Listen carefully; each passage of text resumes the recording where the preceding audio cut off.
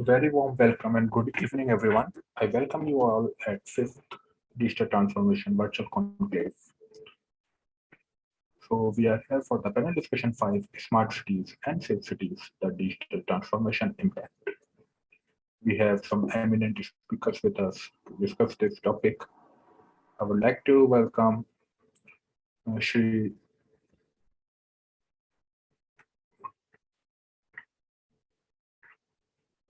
Am I audible? Yeah, now you are. Yes. Yeah. So I would like to welcome Kabita Roy Das, Deputy Director General, SIO NIC Odisha. I welcome you, ma'am. Thank you. Good afternoon. I would like to welcome Charmie Parekh, CEO Silvassa Smart City Limited. I welcome you, ma'am. Thank you so much. We have with us Mr. Arun Pirba, KFG Tech. I welcome you, sir. Sir, you are on mute. So thank you, sir. Thank you very much. Great to be joining you all on this panel. We have been joined with by Nilkant Poman, sir. I welcome you, sir. Thank you for joining. Thank you. And to moderate the session, we have Aditya Sharma, Associate Director Advisory, PwC. I welcome you, Aditya. Thank you. Meanwhile, other speakers are joining in, and we can start this panel, and we'll take the introduction later on. Aditya, over to you. Thank you, Farhan, and thanks for this great opportunity. Welcome, speakers. I look forward to this engaging discussion that we are going to have. As we know, the topic is about digital transformation, how it is going to drive or is driving the smart cities and the safe city initiatives taken all over the country. We know there has been rapid urbanization, which has given the birth to all these initiatives. They were conceptualized to get cities to pace or to help citizens to live their life, improve their quality of life the way they want to live. And most of these cities, the representatives here present here, are driving this entire digital transformation journey for their individual cities or their jurisdiction. And we would like to know from each one of you, one in crisp, what are the couple of key initiatives probably you might want to mention or apprise our audience of that are driving the change which are digitally driven in your cities? And what do you think is needed, or how technology is solving a problem that was probably not solved earlier and addressing challenges, whether it is related to data, whether it is related to safety in general? And so that's how we intend to keep it. I would like to go one by one. Probably we can start with Kabita Roy, ma'am. Ma'am, you are looking at NIC for the state of Odisha. So probably you can help us understand how, when it comes to a state has so many cities and so many challenges, and with all different administrations, whether they're municipal or now the smart cities that are in the state. As a technology, I would like to say center of excellence for the state. How do you look at it, and what do you think are the key driving factors? Over to you, ma'am. Ma'am, you're on mute.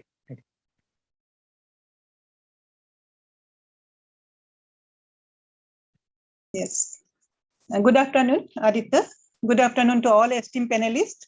My privilege to be a part of this esteemed panel and to hear you all. NIC being a IT organization, and Odisha, in Odisha we have Bhubaneswar Smart City. Then we have other Rourkela Smart City. Puri is also one part of the to be a smart city later on. So how actually smart governance and smart cities are interrelated, and how we are going ahead with smart city concept. So smart governance is actually a prerequisite to smart cities, and before having exception from citizen in the context of smart cities, we must deliver the governance as per the higher benchmarking expectation of the citizens. And before expecting participation from the people, we have to start smart governance, inevitably much before beginning the smart city. Looking at its problem in holistic point of view is actually the beginning of the smart governance, and addressing the city problem with the help of technology, management, and scientific model will be the key towards smart governance. For an example, planning a city with a vast green area is always the necessity for big cities, even like Singapore.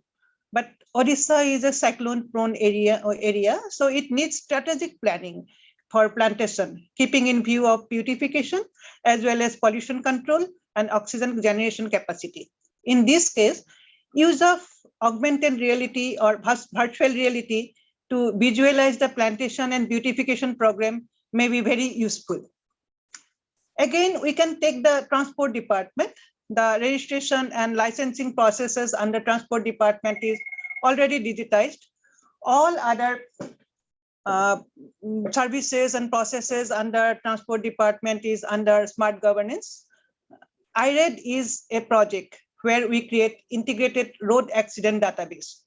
This database is shared with Smart City project to take care of road signs, speed breakers, improving condition of roads, turning points, of roads, etc., to control traffic, implementation of traffic rules, and issuing e-salons, etc. Also, creating a smart villages and circling smart city will be proved very critical to keep a healthy demand supply chain in the city. This is time for the government to create a digital ecosystem to promote direct to customer or consumer business in the smart city and its peripheral regions, like formation of more and more urban specific FPOs and connecting them with consumer groups for promoting D2C marketing, so that there will be a win-win situation for both urban and rural part. Odisha government and NIC has already started working in this direction in providing technology support to agriculture department. Smart city is actually made up of smart people. The behavioral sense of the people is one of the most critical aspects in the upcoming smart cities, and it takes a lot of time.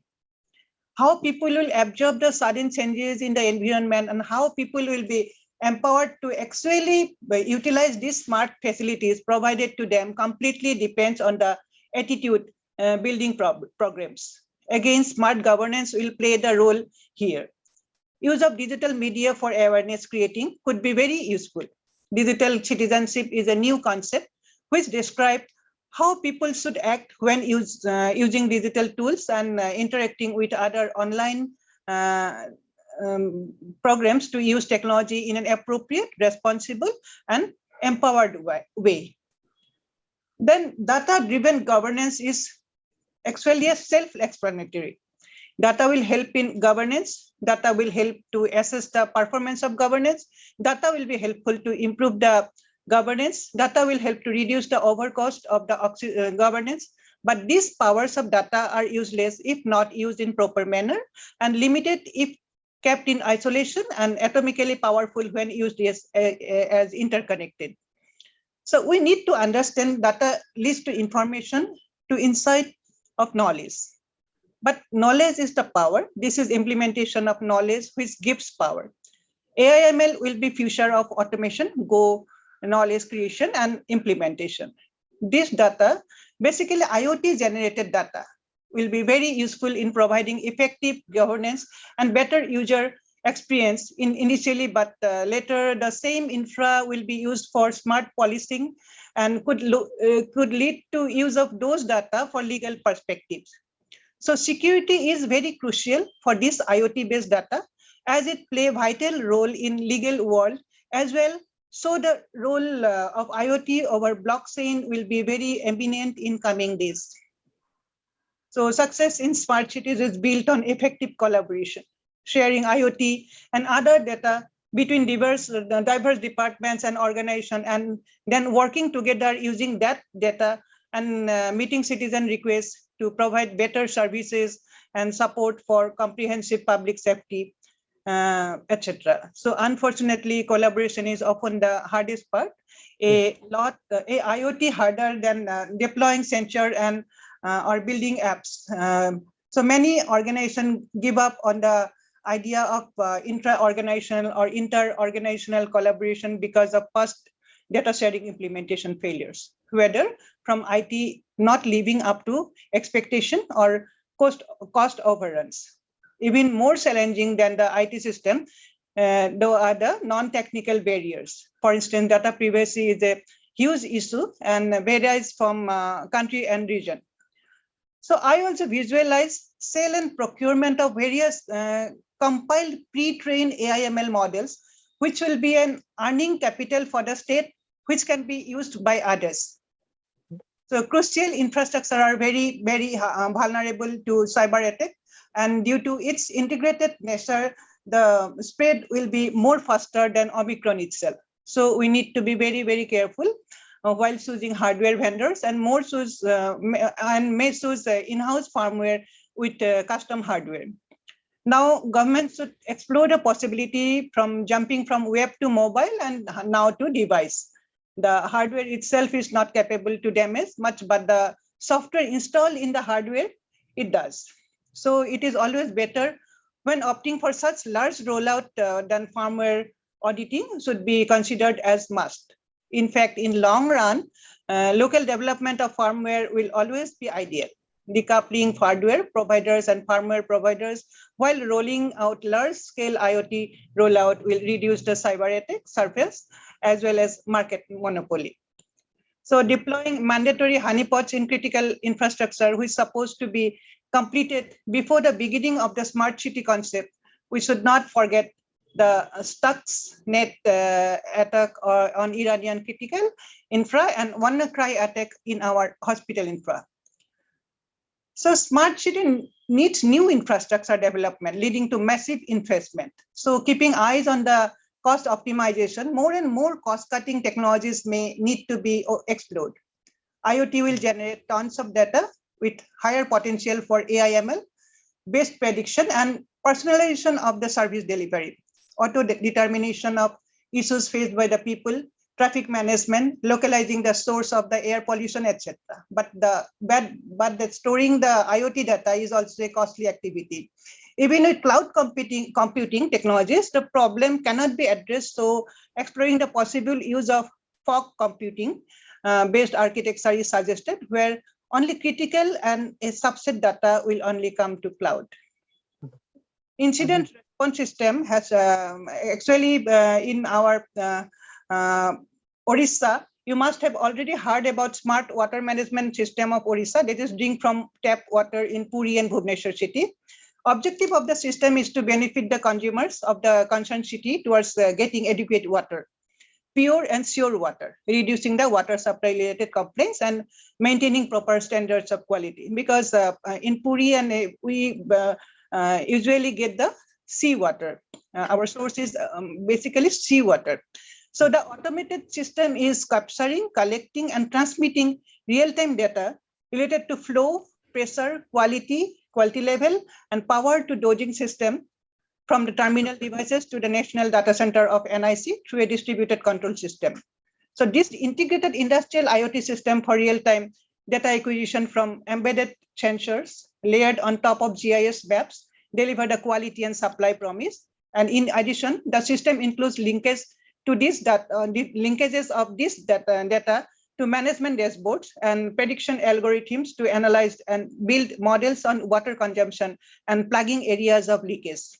So activities done through this real-time command controlling systems are pressure management, flow management, pump management, quality monitoring, groundwater recharging, energy consumption, and sewage treatment plan operation automation. So from this system, we get benefits of 24 hours into 7 drinking water system to citizens, safe drinking water through water quality monitoring and surveillances, reduction in non-revenue water, decision-making and enhancements based on data analysis through graphs and charts, etc., monitoring of recharging of urban sewage water zone, energy optimization in operations of motor pumps. Great. So, yeah. Sounds exciting initiative, ma'am, and totally on the ground, what is needed. I think it addresses the key factor and of the most important aspects of delivering clean water. And very pertinent and insightful initiatives you mentioned, whether it is the AR/VR usage for plantation or the data for road accidents being merged. And I could gather one key point, which thanks for highlighting, that we can drive in this session, is the usage of data, whether it is through IoT, and how critical is for our organizations to ensure that we leverage that data at the same time maintaining the privacy and the security. And I mean, we can explore, we can talk, get views from other panelists also. Maybe Charmie ma'am, you can tell us how you are addressing some of these concerns. What is there happening in Silvassa? It being a tourism-driven place, how are you managing to ensure that the city is becoming smarter and also safer at the same time? If you could come in here. Hi, so good afternoon to every panelist here, and it is such an honor. And I would really want to appreciate the efforts of GovConnect and the entire panel for putting in so much effort and time here on discussing how digital data is transforming all the smart cities as well as our lives in general. So to continue with the discussion, I would really want to thank Kabita ma'am for throwing light on how digital ecosystem is being created in Odisha. And I would want to take it further from there only, because in Silvassa also, what we have seen, how you rightly pointed out, Mr. Aditya, that the UT of Dadra and Nagar Haveli and Daman and Diu is basically tourism centric also. At the same time, these are industrial towns as well, because earlier there used to be some tax tax vacations, and there were some exemptions on electricity as well. So especially the towns of Silvassa as well as Daman, these are highly industrialized towns. At the same time, Silvassa and the district of Dadra and Nagar Haveli has got a beautiful scenic places as well. So it is tourism driven as well. So balancing those both things, like industry as well as catering to the tourism needs, it is kind of crucial how we use the data here. So first of all, in the municipal area, what we saw was that because of this the nature of convergence between the industrial town, catering to the industrial needs as well as the tourism needs, we have to have a system where we can address the issues of the citizens of the town. And the citizens are also not basically the old inhabitants of this town. It is a very new city that has come up because of the industrialization in 90s as only, right? So their expectations are also higher from the municipal council, and they want us to be a very important part and parcel of their lives. So that's where the municipal council as well as the smart city comes in, where we are trying our level best based on the data driven system and based on the grievances that we have been receiving, that so and so junction has this kind of problem, there is no not enough street light, or probably there is some kind of issue with the sewerage. So what we have tried to do in the Silvassa Municipal Council as well as in the Silvassa Smart City is that fetch that data and then later on analyze it, so that we know what all problems are there, and what all points are there where we have the recurring of that problem, right? Now Silvassa being very close to Mumbai as well on the Western Ghat, so we have a very heavy rainfall as well. So there are many places which are prone to, I would not say flooding, but for waterlogging. And at times the waterlogging is also caused because of man-made reasons, right? It's not just natural flooding or waterlogging. It is because of some kind of construction that has gone wrong or without planning, right? So we try to identify those junctions where we can gradually we can bring in some change, and then we can bring about some permanent solution. And while we were talking about data and how we can use data for positive transformation, and we all have all the smart cities have their ICCC on board, where we'll be using data for our policy decisions and for our decision making processes, for bringing down the accident rate on the roads, and probably we'll also achieve reducing the travel time also within the city. But at the same time, the I really feel, because I'm a computer engineer, so I'm a big fan of whole ICCC concept and using data for improving our lives and transforming our cities. But at the same time, I'm also a sociology student from Delhi University, and that kind of changed my perspective, and I would really urge the smart cities to use the data in a positive manner, because we have seen the theories, and we have also seen the practicalities of how data can be misused. The recent attacks on the Microsoft and Facebook in 2021, and how the entire big brother is watching you. Michel Foucault's theory, it is very much relevant these days. So it is just, we have to take the implementation of ICCC also with a pinch of salt, that we definitely focus on the security of data, because we as smart cities, we are responsible for each and every citizen's data, because we will be holding a lot of data in coming 2 to 3 years, and it can go either way, it can be used in a very positive manner for all kind of transformative policy decisions, but it can go very negatively. And that's why it becomes very, very, very important that we protect our data like more than our lives. So that's where I would just want to end here, and thank you so much for providing me this opportunity. Correct, ma'am. Striking that right balance on how to leverage data. I mean, truly, I take that point. I am equally excited, as you said, because from the IT background, exploring data is something great. Surely, I think that is the theme of how to leverage it critically, whether it is the digital initiatives or data.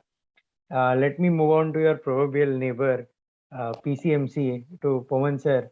I have known PCMC. It has been one of the better planned infrastructure places, and they have been always ahead of the curve.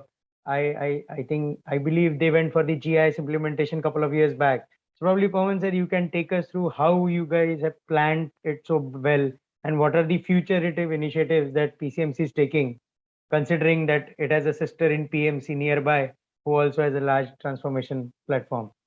Over to you, sir. Thank you for Aditya for giving me opportunity, and I am really excited to know about this initiative taken by the Pimpri-Chinchwad. Basically, Pimpri-Chinchwad is a smart city where it's came in the third round. So whether the smart city came after that 2 years we are involved. But taking pace of the different initiative, Pimpri-Chinchwad has done a lot of initiatives.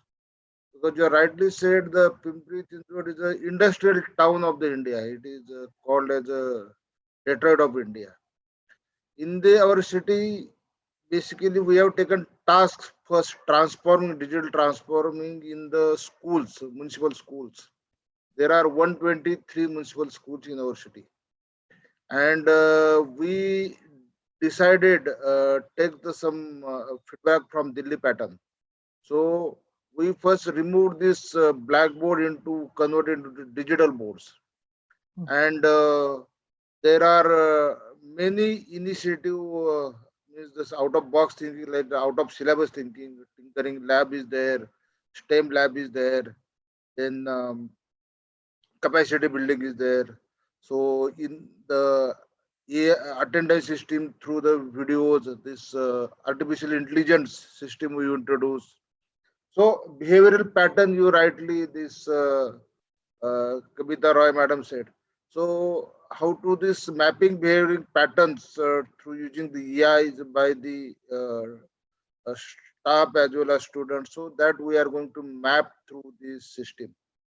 You know, this typical education systems which runs decades and decades. So we removed that all the system, and with the help of these technology and the transforming the whole class that uses this digital learning platforms.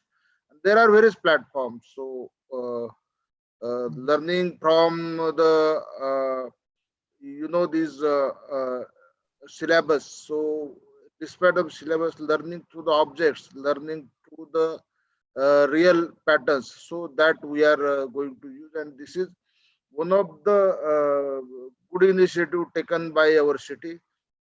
Secondly, the uses of the mass. So Pimpri-Chinchwad in the city, we have been installed the 100 places kiosk machines, and in the pandemic of the or in the COVID situations, where we are taking this initiative to take this vaccination program drive without queue. So we are going to book the slots of the different hospitals, and the citizen from the groups that time about this age of 40 and above. So they have taken this pace. So they book before 1 day, 2 day, and they are going to that times. So there is absolutely no queues for the taking vaccination. So that try we have been taken. Secondly, we installed the 60 places variable message display, bigger size, and from that places we removed the traditional advertisement boards. Now these VMDs are controlled from the ICCC that Madam is rightly said.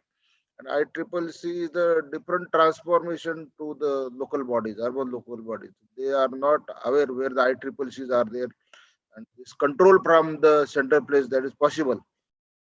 Basically, no city has started the monetization process from the VMDs, but this is first city we started the monetization, and we have got the good success ratio, as well as messaging displayed for disaster management, then this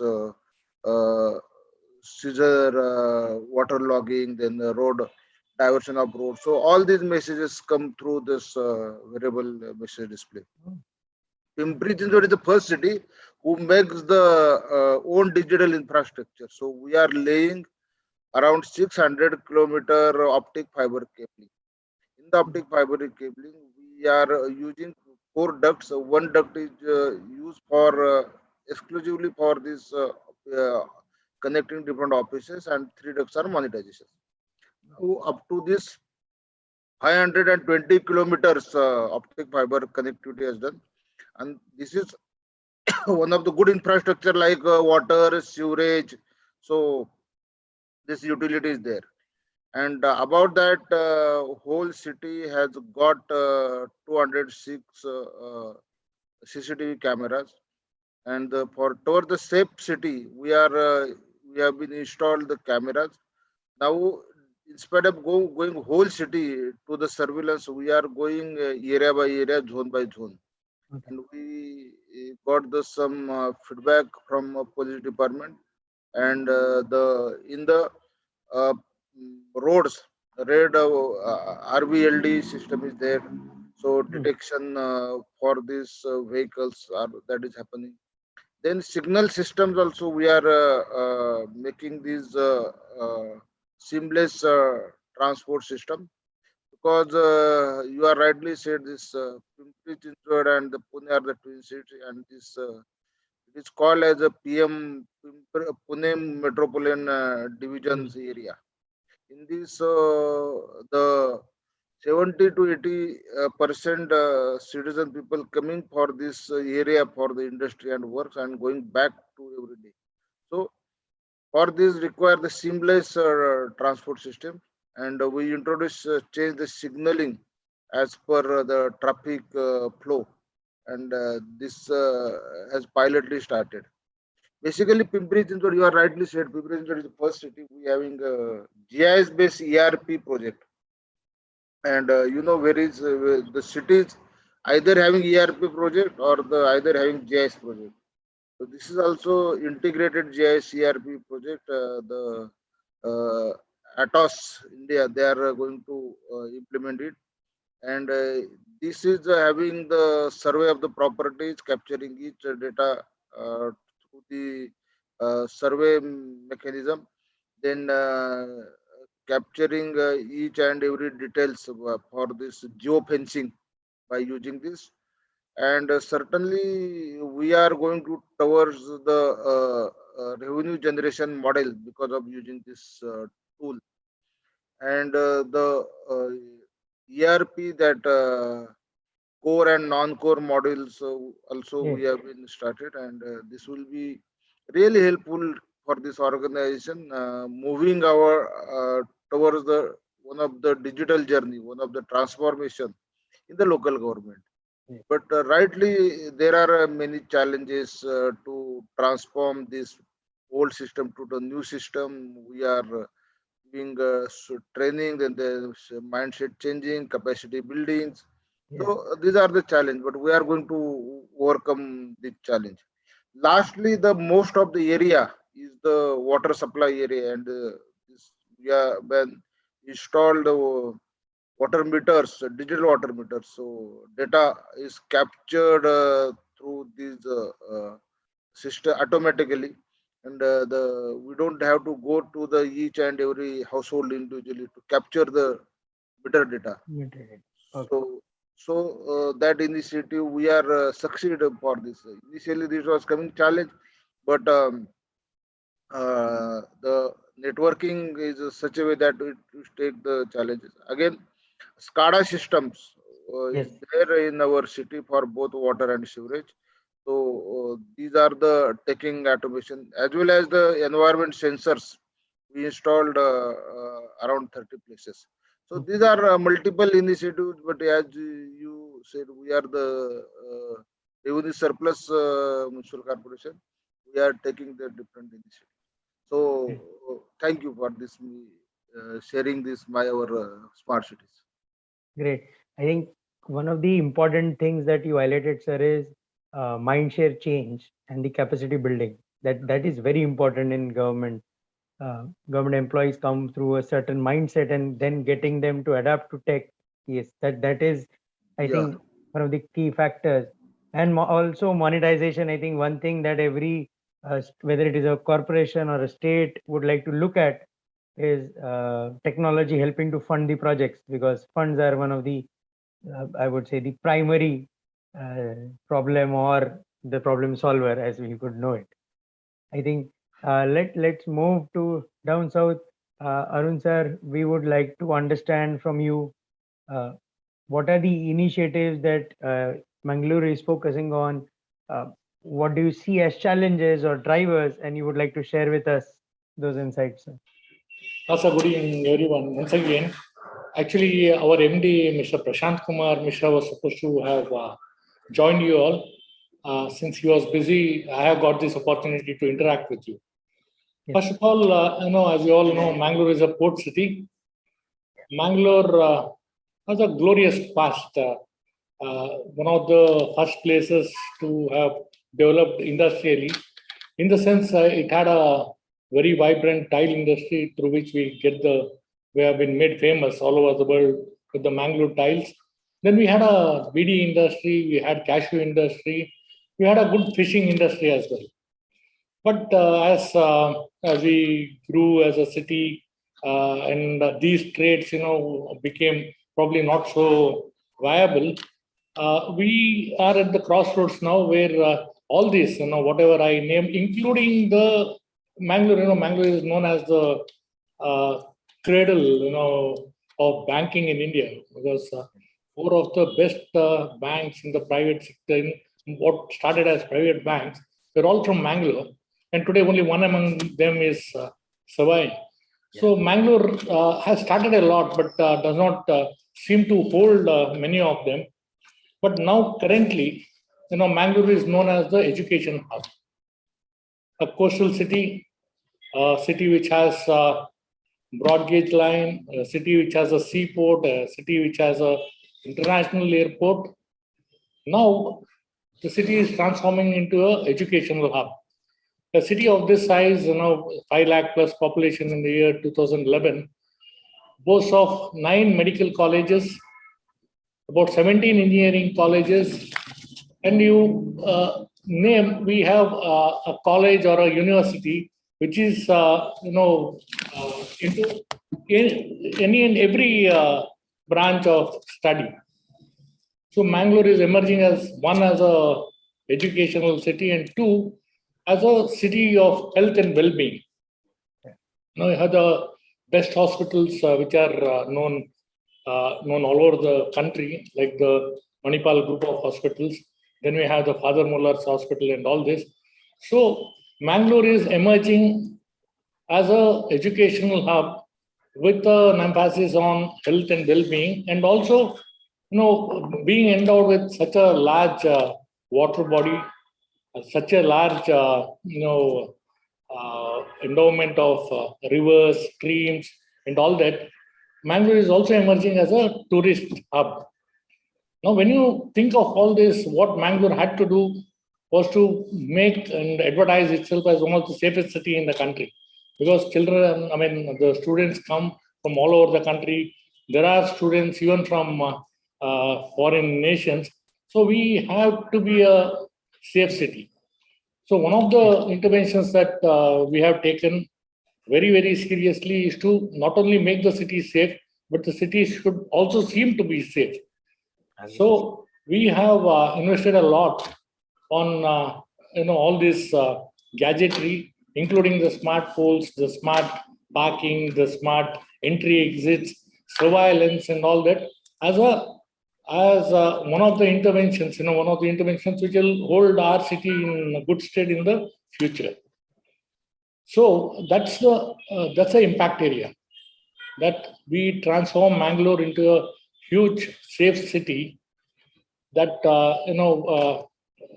which is also one of the mandates of the smart city mission itself. Now, to achieve this, we have done a lot of things which every other city also has done. But along with those, what we have also done is we have taken solid waste management very seriously. Mangalore, among other things, is also a very hilly, very topographically very challenging. Very a lot of contoured. So solid waste management, UGD have always been a challenge in this city. So the solid waste management, we have adopted a QR code which is planted on every household. Okay. Now this this QR code is just not used only for the solid waste management, but this could be a code. It could be an identity for each household in many ways. But it has been planted as a part of the solid waste management. Now the the door-to-door collection, the city corporation has been doing it for some time now. Now they are even segregating it. So from the collection through the transportation up to the plant where it is processed, we have made it completely digital so that the citizens understand how it is being handled, how safely it is being handled, and the administrators also know whether what could be done to probably increase the efficiency of all this handling. Because it takes a lot of money of the corporation, it eats into a lot of revenue. So those are also being worked out. We are in early stages of all this. As the data, as we start building up on the data, we will be able to make more impact. Also, on some of the other interventions we have done is the conversion of street light, all the street light into LED, and thereby straight away save a huge bill of the corporation on the power bills. But we are also completely controlling it through the command and control center through the CCMS. even we are building on of all those. I mean, I don't have to tell you all that, and every one of you know it. But then that also is a high impact project. Like why I'm stressing on this is, see, we do a lot of things, but what impacts the citizen right away? Something I collect from the door, and he knows if he logs in and says it is not collected, and the administration takes step to go back to the house and collect it. So these are the impact areas, and even the street light. You would have seen in every city. In the mornings also, they don't switch out the lights. Nights they don't come on. Some street lights are not repaired and all that. So these are the impact areas. Where the smart city itself, the success of smart city would be felt by the citizens. Yes. Apart from on the 24/7 and such regular things, we are also trying to do these things. And I think the panel will also take on from here. I mean, there are other speakers. Yeah, great, sir. I mean, the key initiative that you mentioned, that how you are going to ensure that citizen participation, and there is also an accountability. I think that has been greatly demonstrated by Mangaluru. I would like to again ask each one of you if there are one or two initiatives or you think drivers that are going to drive digital transformation, whether it is at the state level or the city level. I would like to have your comments on those. We can probably again start with Kabita ma'am. What are the key one or two drivers that you feel are very important, or challenges, or anything that you might want to highlight in terms of digital transformation? Yes, the smart city means it has to be safe to the citizen, smart and also safe. So we want that citizens should feel safe in the city to live and get all the facilities. So when we think of the safe cities and to give them all facilities adequately, and they are very happy to live in this smart city, then we have to see how the facilities can be, how the amenities can be provided to them in a very easy way. And then we have to monitor, we have to plan accordingly, and for that we need the data. We need the data for that, to plan accordingly, to monitor the supply chain accordingly. So we need a very well formulated data collection from every department, every concerned department, and this data should be well monitored, stored in a very planned way, and it should be very secured. So in that way, the technology plays a very vital role. So how we can store data, how we can analyze those data, how we can provide the main information, analyze information to the planners. So as an IT organization, I would look for the security of the data, how we can analyze the data, how we can collect the data. So here in Odisha, we have many mobile apps for the citizen, also for the government also, to collect data. And it is a GPS specific data we are collecting for water, then energy, etc., billing, then supply. So those data we are storing, and here the collected data, when analyzed, we create a model. For suppose we are creating a model, so those models to be secured, so that the cost cutting is maintained. Because if we store whole data in the cloud, then there will be a cost will come to the ground. So we have to think about the cost cutting, so that the model should be stored accordingly. Because once data is modeled, then data, we don't need the data. So we'll see the model only. So accordingly, we have to plan accordingly as per my perspective. Basically, a comprehensive data strategy to ensure that there is security and we can plan it better. Great, man. I think that is a very important point. Charmie ma'am, your thoughts, probably one or two drivers that you feel are going to drive digital transformation. So for Silvassa specifically, as I've touched upon earlier also, that for us, since Silvassa being an industrial town and having a tribal heritage also and being tourism centric as well. So striking that optimal kind of balance and having the smart city as that vibrant version of all three is very important to us, and ensuring that citizen participation is there at each and every step of the transformation is very, very, very important to us.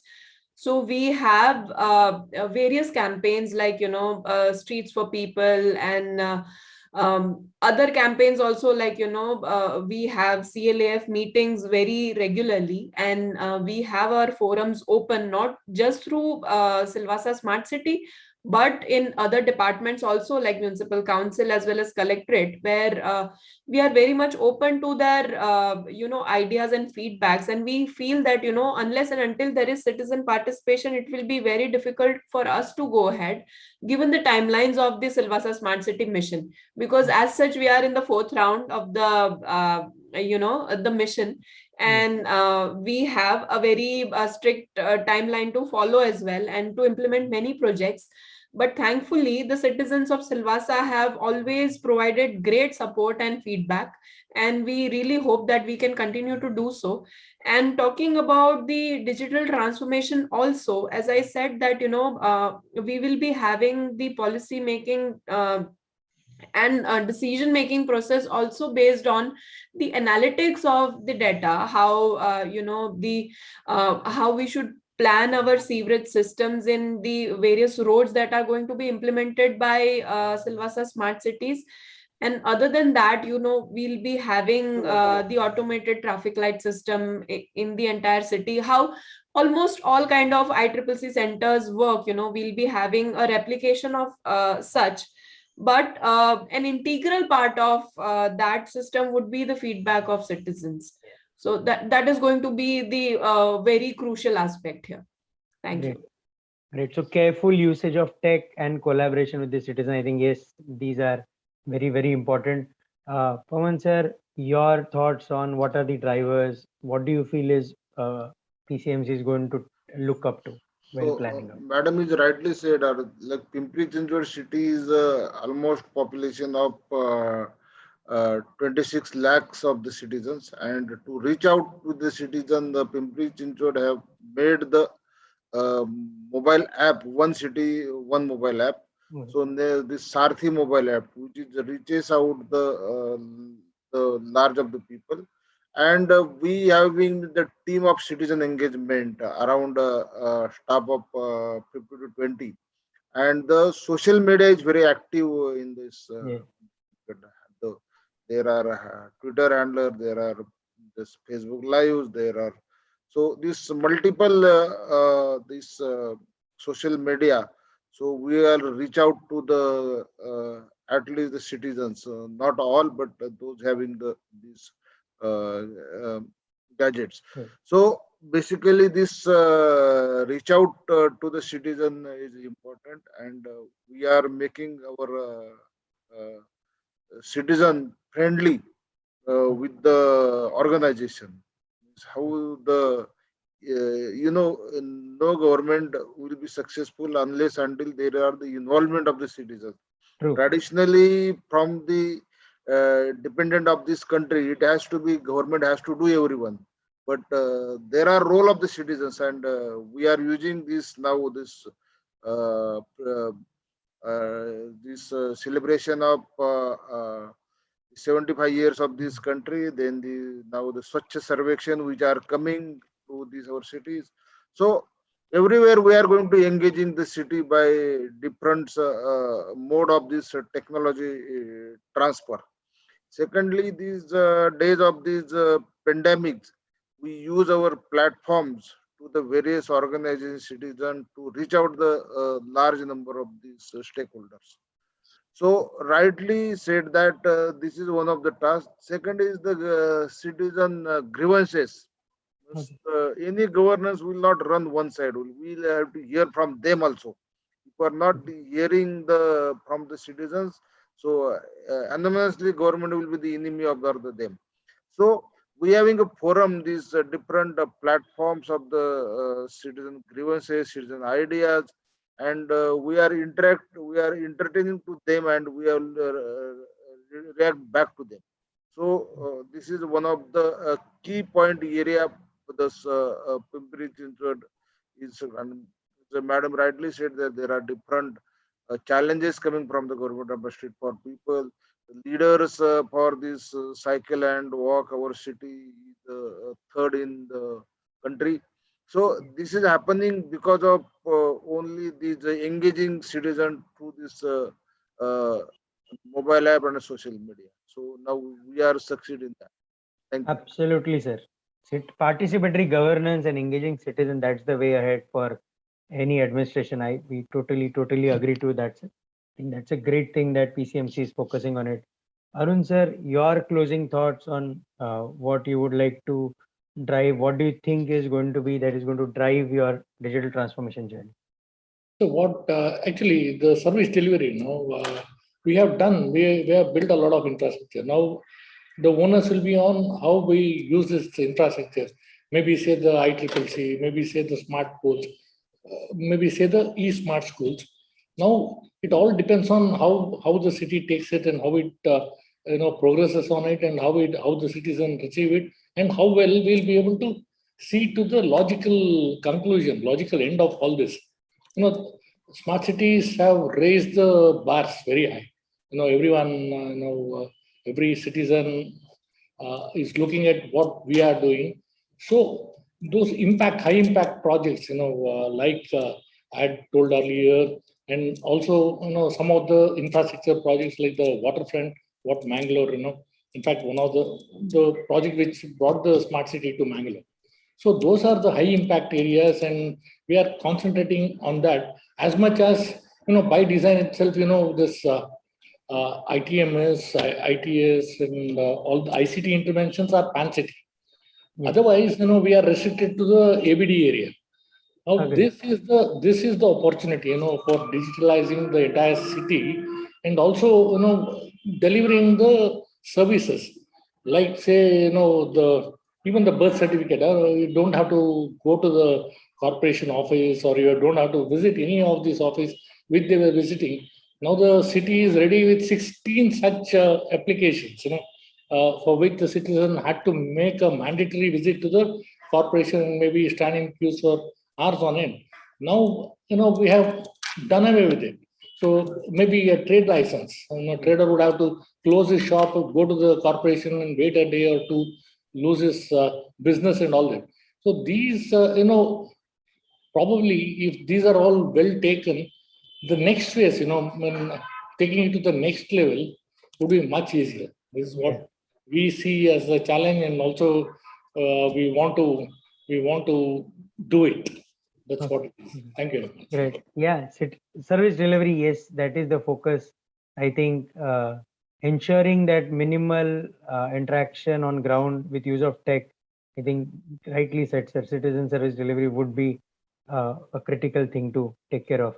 I think we have heard from all our panelists, and I personally feel there have been a lot of important critical drivers that we could figure out, and great initiatives, very forward-looking initiatives that have been taken. At the same time, ensuring that grassroots problems and services are addressed. And good to know that our administrators are thinking about data, using data, and that to using it responsibly. I think that is what is the need of the hour, the year, this time. And I think this has been a very enriching discussion. I am going home knowing a lot of things and learning a lot of things from you all.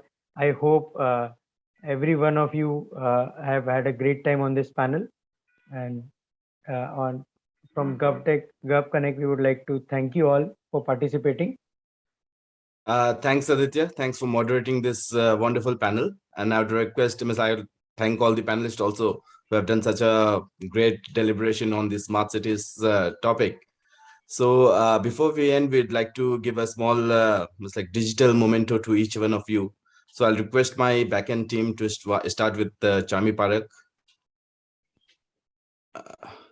Thank you, Charmie Parekh ji. Thank you so much. It's been a pleasure interacting with all the panelists, and thank you so much, GovConnect, for organizing this event. It's been really enriching and exciting. Thank you so much. Thank you. Next, I would like to bring in Kabita Roy, ma'am. Thank you, ma'am. Thank you, Fahim, and thank you, GovConnect. It was really a privilege for me to be in this panel. I chose for a smart city so that I can hear about this all these panelists from esteemed smart city administrations. And thank you all. Then I'd like to bring in Mr. Nilkant Poman. Thank you, Nilkant Poman, sir. Thank you for giving me opportunity, and I really is great to this forum and learning good practices from panelists also.